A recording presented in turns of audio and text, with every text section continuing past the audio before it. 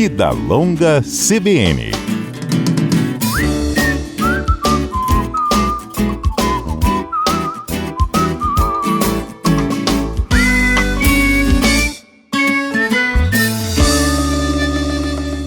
Doutor José Cláudio, bom dia.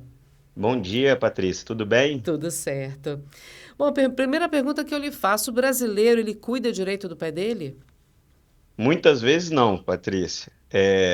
Muitas vezes a gente acaba percebendo que a população usa um calçado aí que está querendo ficar mais na moda do que um calçado pensando propriamente nos nossos pés, né? Existe o sapato perfeito? Existe sim, existe o calçado ideal para gente, né? Um calçado com bom amortecimento, um calçado que encaixe no nosso pé, né? Que não esprema ele, por exemplo, como um bico fino. Então, existe uma gama de calçados aí que a gente pode utilizar dizendo que eles são saudáveis aos nossos pés. Como, por exemplo, esses calçados ortopédicos que a gente encontra aí nas lojas hoje em dia. É, e existe o pior de todos? Acho que talvez o Scarpan seria escolhido o pior de todos, né? Aquele bico fino exagerado, com um salto também exagerado, forçando a frente do pé total, né? E aí isso traz muitos malefícios aí, e as mulheres principalmente sofrem com isso com o passar do tempo, né? A gente vê que as mulheres em questão de joanete têm 7, 8 vezes mais joanete do que os homens. Inclusive, queria aproveitar para a gente começar a falar sobre isso. Quais são os principais problemas que os pés mostram para a gente, dizendo: ó, tem alguma coisa errada comigo, me dá aqui um apoio. Quando um sapato é muito fino, até o pé de bailarina também, o pessoal fala que tem muito joanete, que é deformado. Exato, isso daí. A gente consegue, tem vários sinais que a gente consegue ver, né?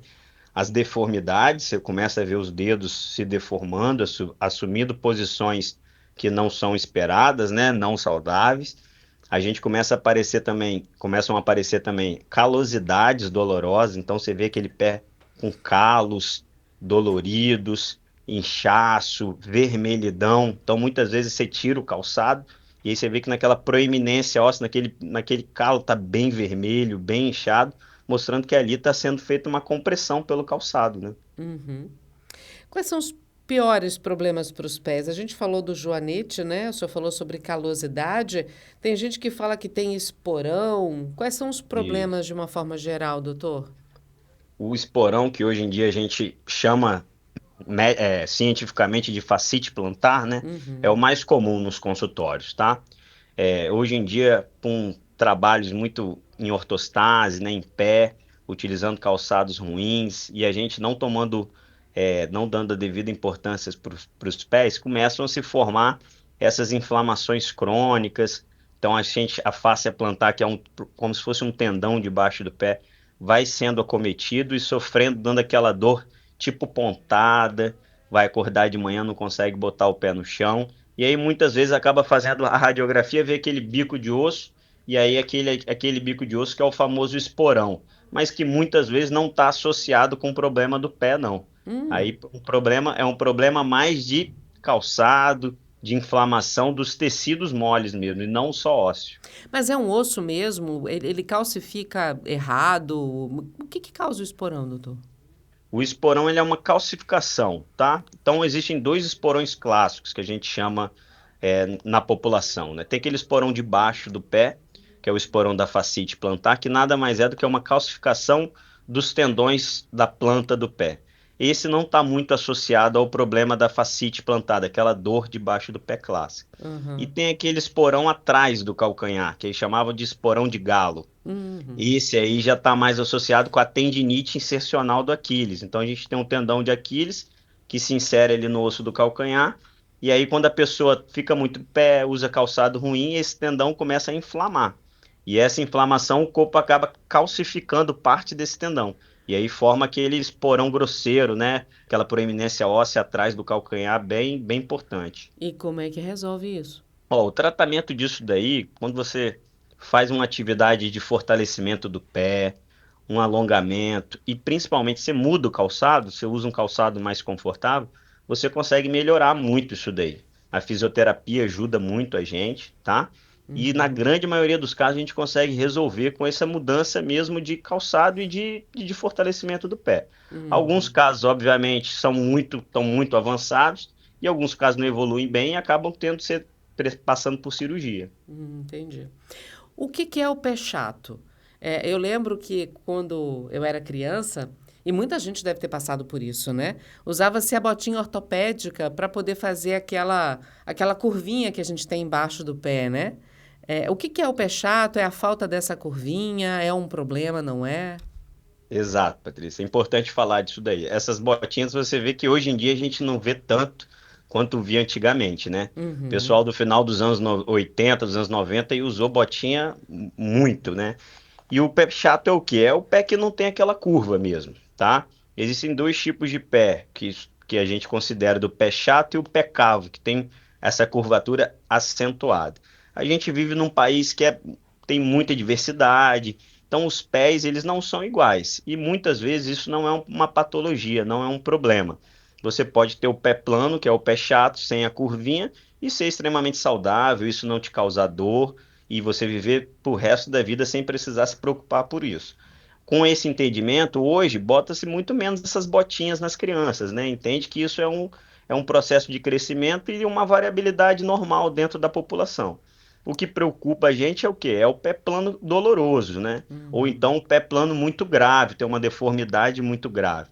Então é sempre bom passar pelo ortopedista para ele dar uma olhada e avaliar. Mas assim, dentro da variabilidade, muitas vezes é normal. Se você não sente dor e não tem uma deformidade grosseira, isso pode ser uma coisa do seu pé mesmo. Entendo. Agora, doutor, uma pergunta que as pessoas fazem: o tornozelo, ele está ligado ao pé e à perna. Ele pertence a algum deles ou é um membro à parte? Isso é ele. O tornozelo, ele é um membro mais ou menos a parte muito importante, né? Porque ele transfere toda essa carga do corpo para o pé e ele ainda tem que ter uma mobilidade, né? Então, o entorse de tornozelo é muito comum nos pronto-socorros, né? Quem é que nunca torceu o tornozelo descendo uma escada ou um meio-fio? E ele tem que estar bem com a saúde bem importante, porque você senão acaba desenvolvendo entorses só de andar na rua fica virando. Tem paciente que vira 10, 11 vezes por ano esse tornozelo e acaba sofrendo. Ele é muito importante mesmo. Ele é um capítulo à parte. Uhum.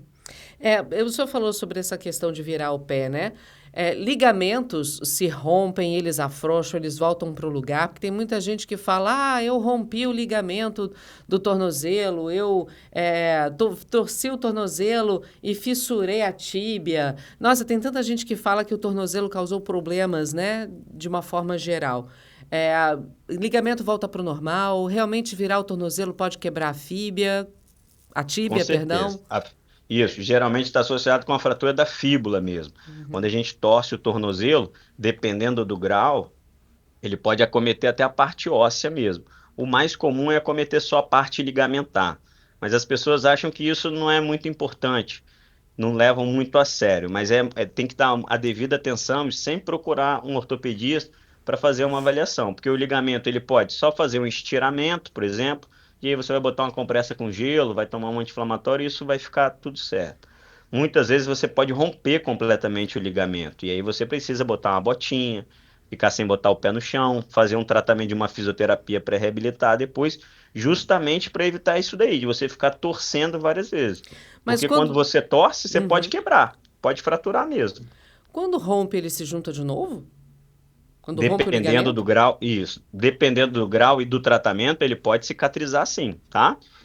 Muitas vezes as lesões parciais, bem tratadas, evoluem com cicatrização total do ligamento. Agora, algumas vezes, quando a lesão já é uma completa e não tem uma evolução boa, ele acaba não cicatrizando. E aí isso não é indicativo imediato de cirurgia. Diferente do joelho, o tornozelo ele tem uma estabilidade um pouco melhor. Então, se você fizer uma atividade de fortalecimento, uma fisioterapia bem orientada, você consegue resolver isso daí mesmo com o ligamento não sendo cicatrizado. Agora vamos lá, o tornozelo, ele está no meio da perna, entre a perna e o pé, né? Na perna Perfeito. tem dois ossos ali, né? Que é a fíbula e a tíbia. E tíbia, Isso. isso. E do tornozelo para o pé, são quantos ossos ali que o pessoal tem que cuidar melhor do pezinho e se preocupar e não quebrar? Exato. O tornozelo em si, ele é formado principalmente. pela tíbia, pela parte distal, pela parte final da tíbia, parte final da fíbula e o talos, que é o primeiro osso do pé ali, né? Uhum. E aí ele é associado com o calcânio, ele forma ali o tornozelo, a gente chama de tornozelo mesmo, né? Então esses ali são 4 ossos que a gente tem que tomar cuidado com eles, que geralmente as fraturas aí são fraturas mais graves, porque são fraturas de articulação. Uhum. Então, quando a gente quebra uma articulação, a gente tem uma tendência a ter uma lesão de cartilagem, que é uma coisa muito importante para a gente. A cartilagem ela não consegue cicatrizar. Então, quando a gente tem uma fratura de tornozelo, uma fratura de junta, seja de tornozelo, de joelho, de cotovelo, essa é uma fratura com uma gravidade maior. E a gente tem que ter mais atenção em relação a isso. Quando a gente comentou que ia conversar com o senhor a respeito da saúde dos pés, me pediram para fazer a pergunta sobre aquele ossinho do mindinho da lateral do pé que um jogador de futebol quebrou numa partida e tal. Acredito que eles estejam Exato, falando do Neymar, né? exato. Essa é a fratura da base do quinto metatarso, tá? Uhum. Então, se você lembrar de como é que foi a lesão dele na Copa, ele teve um entorse de tornozelo. E aí, o Olha. entorse dele, o que que aconteceu? A gente tem um tendão lateral do lado de fora do tornozelo que se prende nesse osso. Quando teve essa virada do pé, esse tendão tracionou tanto que fez essa fratura da base do quinto metatarso. Muito comum nos entorses de tornozelo também, e foi tratado na casa do Neymar com cirurgia, né? E muitas vezes a gente consegue tratar com bota, com imobilização, mas alguns casos acabam, principalmente em atleta, tendo que passar por cirurgia. Mas é muito comum essa fratura mesmo. E volta ao normal 100% depois de uma cirurgia no pé, seja essa do Neymar ou outras tantas que podem existir, que o senhor falou que alguns casos podem levar à cirurgia, né? Quando a gente Sim. opera, volta a 100%? Olha, Patrícia, pode voltar 100%. Obviamente que a gente vai ficar com uma cicatriz ali, né? Uhum. Então, no pé, por ser uma região de muita carga, às vezes essa cicatriz pode incomodar. Você vai evoluir com muito inchaço, né? Porque a gravidade está sempre atuando contra ali a gente.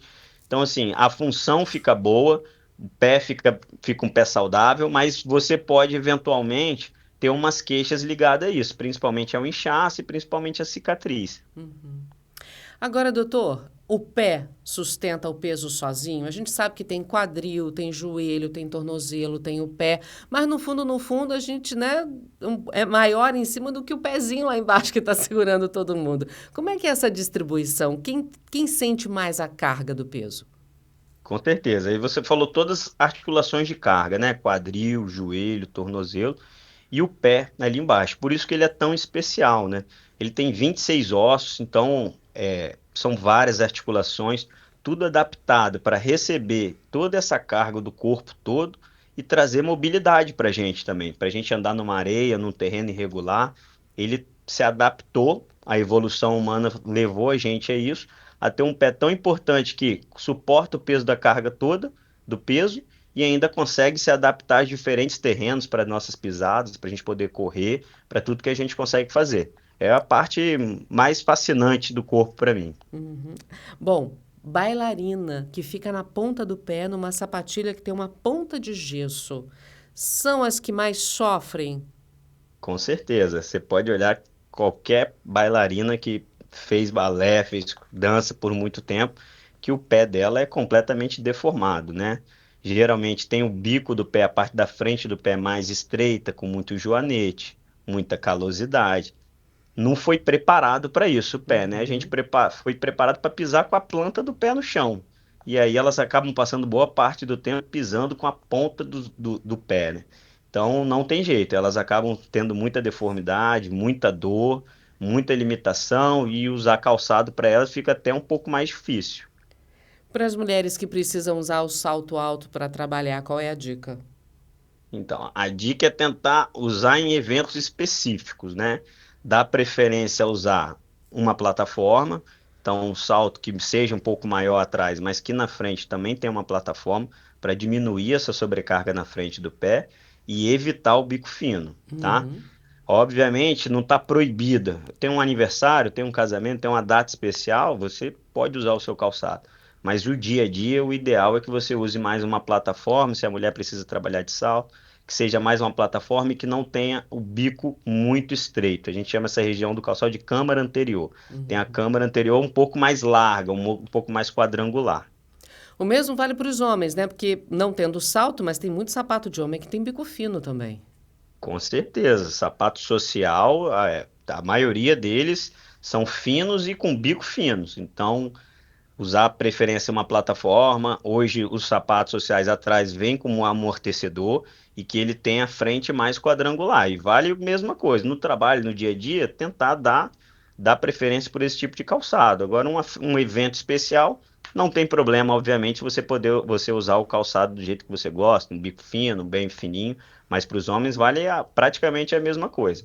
Já que o senhor falou do amortecedor do sapato social, tênis, tem uma variedade enorme de tênis com amortecedor, que é para corrida, que é para andar, que é para praticar tênis, caminhada. E aí, doutor, o que que a gente escolhe?